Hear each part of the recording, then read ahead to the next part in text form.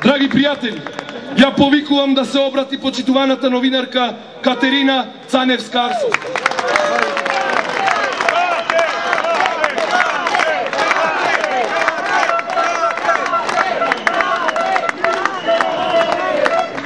Лепчани, добро вечер. Добро вечер. Јас сум Катерина Цаневска-Арсовска. По образование правник, по она што знам да го работам, новинар.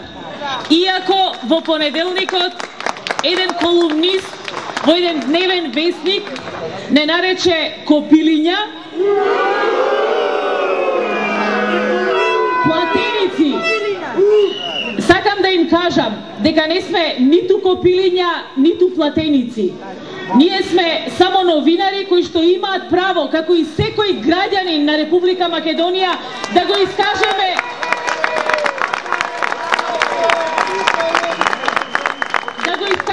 својот став за она што се случува моментно во Република Македонија.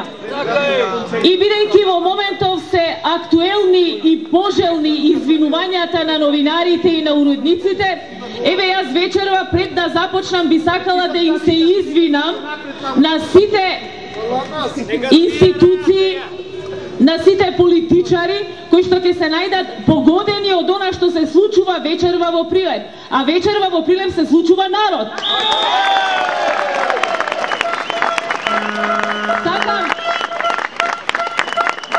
Сакам прво да му се извинам на председателот на Република Македонија, господинот Ѓорѓе Иванов. Сакам да му се извинам бидејќи на 24-ти не кажа ништо за она што се случуваше во собранието. Не кажа дека новинарите беа исфрлени од Собраниската галерија.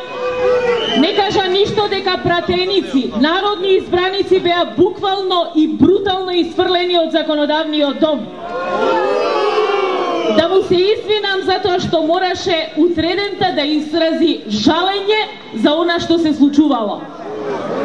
Сакам да му се извинам на господинот Ѓорѓе Иванов, бидејќи мораше дури до Катар да носи шарпланинец за да го предаде на емирот од Катар, наводно носејќи ни инвестиции и градејќи добрососедски односи со Катар. Сакам да му се извинам на председателот на собранието Трајко Велјановски, кој што исто така не виде дека ние новинарите бевме исфрлени од галеријата и не можевме да си ја работиме својата работа. Сакам да му се извинам на господинот Трајко Велјановски, бидејќи, како што рекоа, сме биле замолени да ја напуштиме галеријата. Па, почитуван господине Трајковски, јас се уште ги носам модриците од неговото фино извинување и барањето за да ја напуштиме Собраниската галерија. И сакам да се извинам на господинот Трајко Велјановски, бидејќи ние новинарите немавме ниту лак за ногти, за да ја санираме повредата на една пратеничка која вас, прилепчани, ве нарече мајмуни. Мајмунка е таја. Сакам да му се извинам и на премиерот Никола Груевски, бидејќи според премиерот ние не сме биле исфрлени, пратениците не биле тепани, не биле исфрлени од Собраниската сала. Сакам да му се извинам на господинот Груевски затоа што се уште не научив да поставувам нарачани прашања на пресконференција. Сакам да им се извинам на некои колеги кои што, како што кажав, не нарекоа копилиња, да и се извинам на колешката од Сител која што вчера, а верувајте, не и го знам ни името како се вика, напиша дека благодарение на овие платени новинари Македонија се наоѓала, замислете, на 116-тото место по слобода на медиуми во извештајот на Репортери без граници. Сакам да и се извинам на колешката, бидејќи за разлика од неа, јас го прочитав извештајот на Репортери без граници и таму пишува дека Македонија падна за толку места на слободата на медиуми само затоа што парламентот се обидува да ги цензурира новинарите, само затоа што со владини реклами се плаќаат медиуми.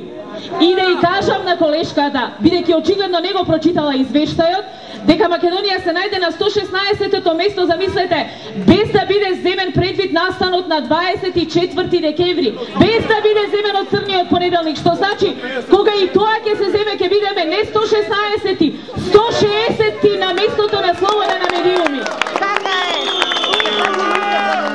И сакам да прашам некои колеги, зошто јас, како новинар, како дипломиран правник, како магистар по правни науки, немам право да се обратам или да говорам еве овде во Предприемчани, да говорам во Скопје или во Струмица.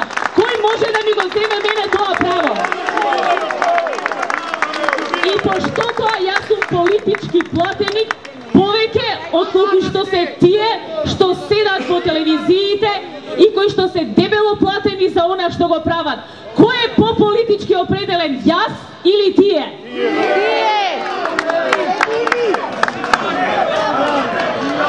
Прилепчани, една работа овде што ја видов сега, тоа што ме радува, што народот веќе не се плаши да го каже тоа својот став. Така и ние новинарите мислам дека почнуваме да се освестуваме и да го кажуваме она што ни пречи во државата. И верувајте, иако нели ме нарекуваат копиле и платеник, јас не сум ничи платеник. Не сум платеник на Бранко, не сум ни за Бранко, а против Груевски. Не сум ни за Жерновски, а против Ѓорѓе Иванов. Не сум ни за Љупчо Георгиевски, а против Никола Груевски. Јас сум само тука и зборувам. И ќе зборувам секогаш каде што треба да се брани слободата, не само на медиумите, треба да се брани слободата на универзитетите, треба да се брани слободата на лекарите, треба да се брани слободата на студентите, треба да се брани слободата на сите граѓани во Република Македонија.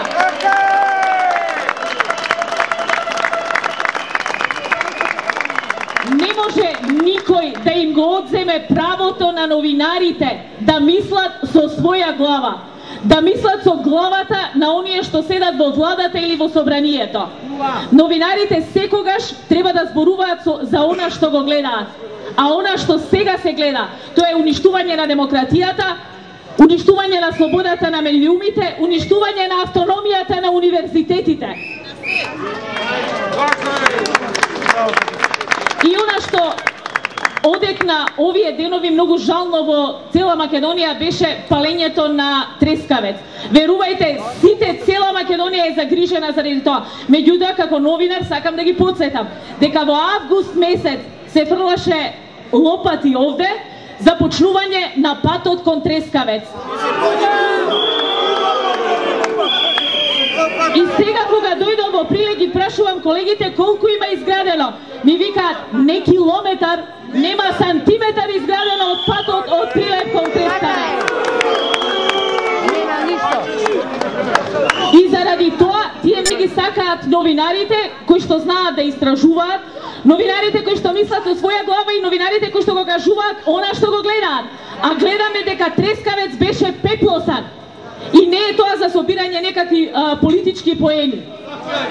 Треба да се каже што се случуваше и зошто се запали Трескавец. Трескавец е гордоста не само на Прилепчани, туку и на цела Македонија. Сакам да ги прашам, што се случи една недела претходно, се запали Копанки. Што се случи 2 недели претходно, се запали поштата во Скопје. Што се случи претходно, се запали дел од трговскиот центар во Скопје. Е, тоа не сакаат да го слушнат. И ако нешто сакам да кажам вечерва, е тоа дека Прилепчани секогаш биле оние што го предводат отпорот. Од Прилеп секогаш почнувала победата, секогаш почнувала револуцијата. Гледајќи ве вака, вечер јас сум убедена дека и овој пат победата ќе почне од Прилеп. Така е. А за каква демократија се работи, ќе ве прашам како можеше денеска пратениците од власта да предложат измени во деловникот за работата на собранието. Сите знаеме дека деловник се носи со консензус и со опозиција. Со која опозиција ќе го носат овој пат деловникот? Со онаа што ќе си ја создадат сами? Не може таква опозиција. Се знае која е опозиција и како се бира опозицијата во државата. Така е. Јас сум убедена дека сите знаете како да изберете и што да изберете. Новинарите не се тука да ви кажуваат, новинарите се само да ви кажат што е добро, а што е лошо. А прилепчани ќе знаат овој пат да изберат што е добро за нив. Ви благодарам.